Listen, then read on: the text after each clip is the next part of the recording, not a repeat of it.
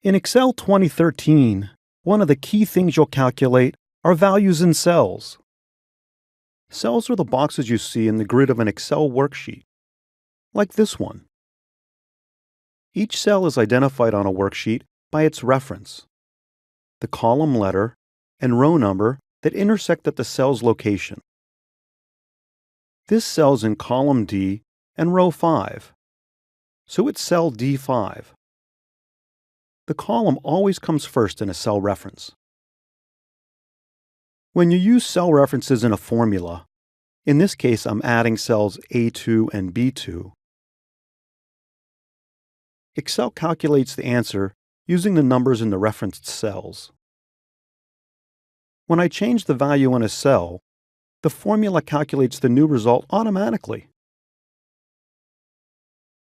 Instead of typing each individual cell in a formula, you can reference multiple adjacent cells, called a range of cells.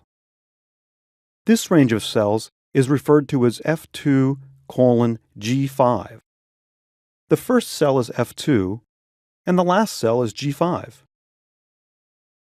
You always start a formula with an equal sign. I'm using the sum function in the formula to add this range of cells.